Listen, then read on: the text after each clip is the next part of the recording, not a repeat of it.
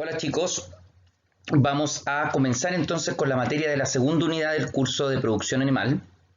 Específicamente este tiene que ver con el manejo reproductivo de las principales especies ganaderas. ¿Ya? Como ustedes pueden ver ahí, lo primero que vamos a ver son los aspectos generales de la anatomía y fisiología animal. Después vamos a ver enfermedades, después vamos a ver las labores de manejo reproductivo según el tipo y fase de desarrollo animal, etcétera. ¿Ya? Y luego de esta materia vamos a tener una evaluación que va a ser una prueba mixta, una prueba de alternativas múltiples en intranet, la cual va a tener una puntuación del 33% del ramo, ¿ya? Junto al otro 33% del ramo del informe que me tienen que entregar ustedes en la semana, ¿cierto? ¿Qué viene? Veamos los aspectos generales de la anatomía y fisiología animal.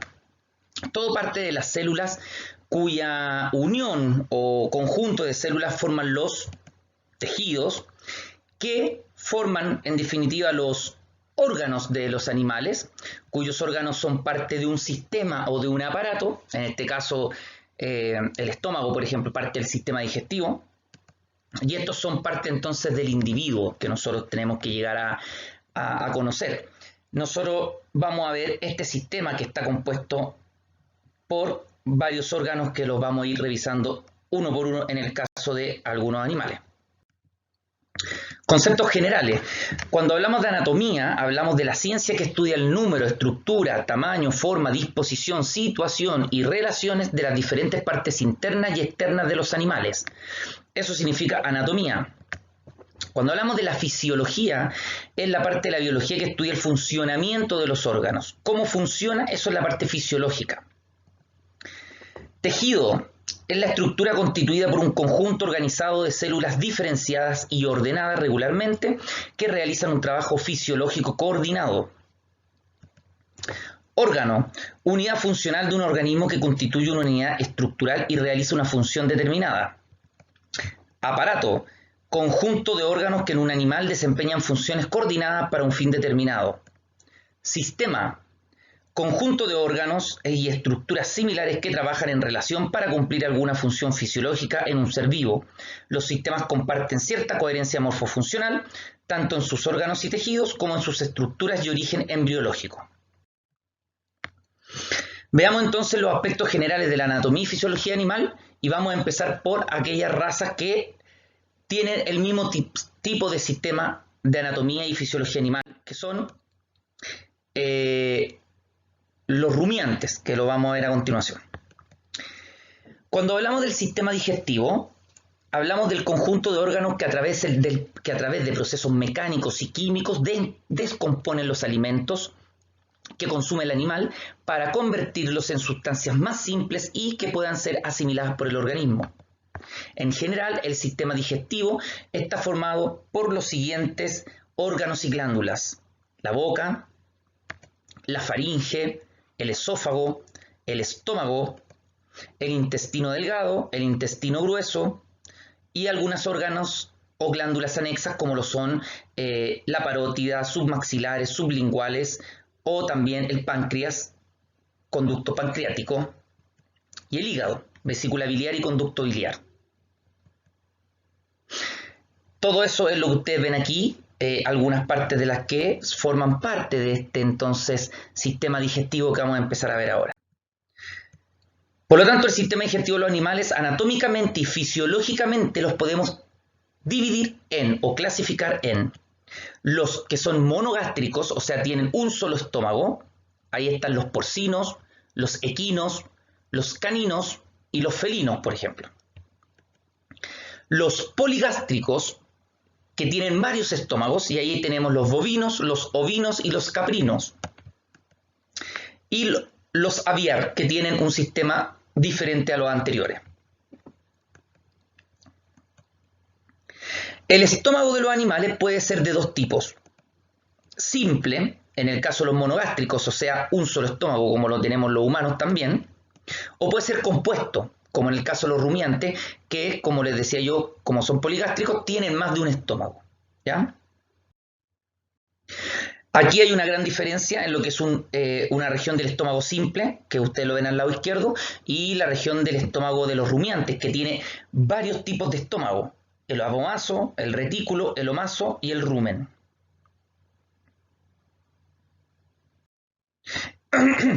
Ok, comencemos entonces a ver el sistema digestivo de los rumiantes, en este caso las vacas, las ovejas y las cabras, ¿cierto? Comenzamos por la boca. Los rumiantes emplean la boca y la lengua para trasegar su alimento, ¿ya? Los rumiantes pueden dar entre 25.000 y 40.000 mordidas diarias a su alimento en la cavidad bucal.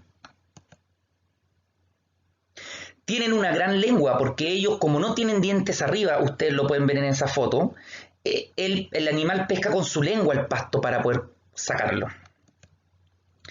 Como ustedes se dan cuenta, entonces el sistema dentario aplasta y muele el material vegetal durante la masticación inicial y durante el proceso de rumia, que el proceso rumia lo vamos a hablar ahora adelante un poco más específico.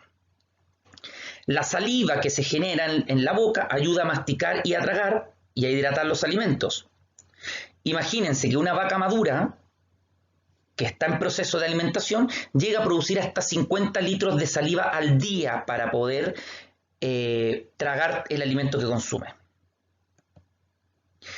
El forraje y el pienso es su alimentación, su dieta, se mezclan con la saliva que contiene sodio, potasio, fosfato, bicarbonato y urea para formar lo que se denomina o que se conoce como el bolo alimenticio, que es un bolo de comida mezclado con la saliva. Ese bolo se mueve desde la boca hasta el retículo a través del conducto o tubo llamado el esófago. Como ustedes pueden ver, este es el esófago de los animales rumiantes. Conecta la faringe al rumen. Hay dos capas de músculo en el esófago. Cuando éstas se relajan y se contraen, ayudan al movimiento del bolo alimenticio. Entonces es un juego de relajación y contracción para que el bolo alimenticio pueda ir pasando el esófago para llegar al retículo. En los rumiantes el esófago funciona bidireccionalmente, lo que les permite regurgitar un bolo alimenticio para volver a masticarlo más si fuese necesario. No es solo direccional, que va hacia abajo, es bidireccional, puede ir tanto para arriba como para abajo sin problemas. El estómago de los rumiantes está compuesto y dividido en 4 compartimentos, que lo vamos a ver ahora. Primero el retículo, que se le conoce como el bonete o redecilla, que ustedes lo pueden ver en esta imagen. Aquí está, retículo redecilla, que es el primero, el amarillo. Después viene el rumen, que ustedes lo pueden ver acá en rosado, que es bastante grande, que se le denomina la panza o herbario. Después el omaso, que está aquí en celeste, y finalmente el abomaso, que es el que está en manera naranja, que es el que finalmente conecta con el intestino delgado. También se le conoce como el estómago verdadero.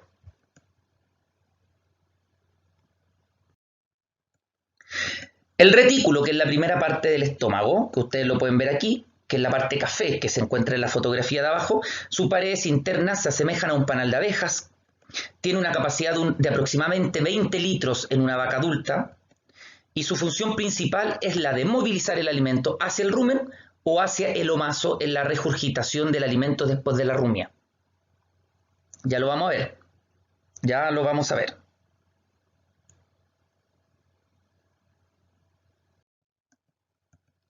El rumen, por otra parte, es el más grande de los 4 compartimentos.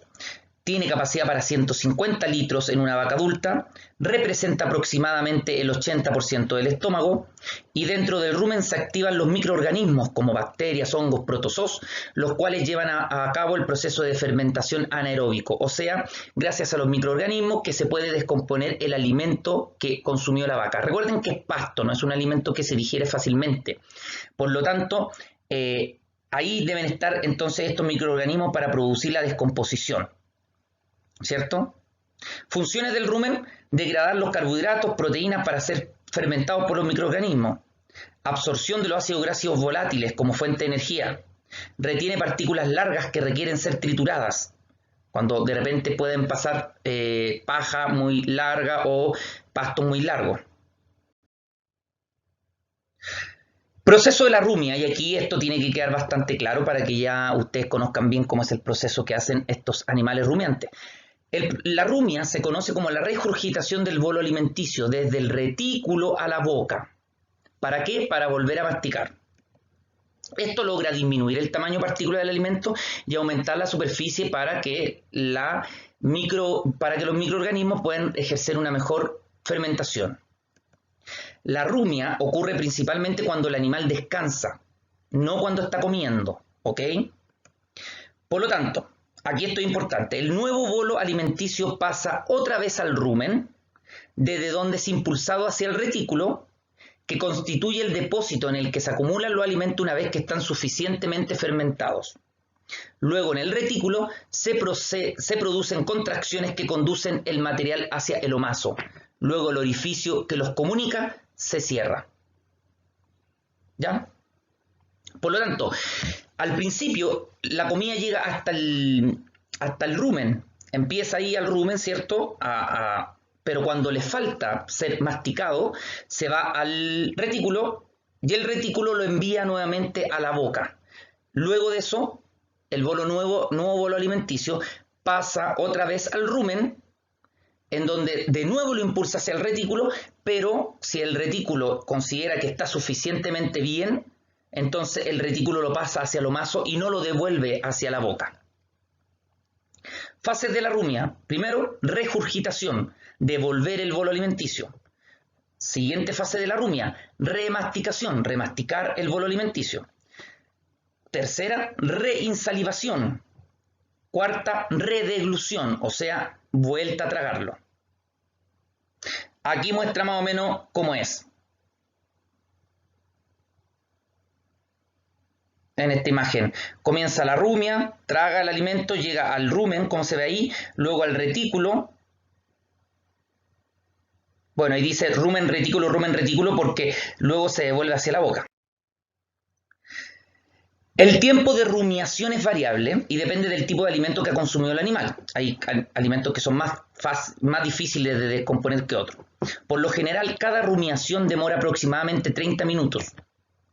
Y en ese lapso, el animal logra masticar de 40 a 80 veces el bolo alimenticio.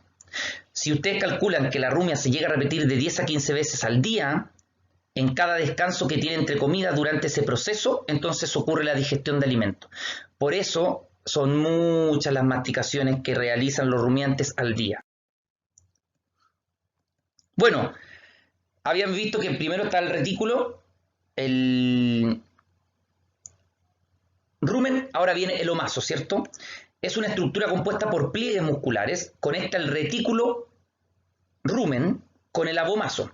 Ahora, aquí dice retículo rumen abomaso, ¿por qué? Porque en muchos libros, en muchas partes, ustedes van a encontrar que hablan del retículo rumen, porque son tan unidos, entre comillas, que cuando pasa el rumen, después pasa el retículo se regurgita, después pasa al rumen, después al retículo, del retículo al omaso, que muchas veces hablan del estómago, retículo, rumen, pero son dos distintos, ¿ya?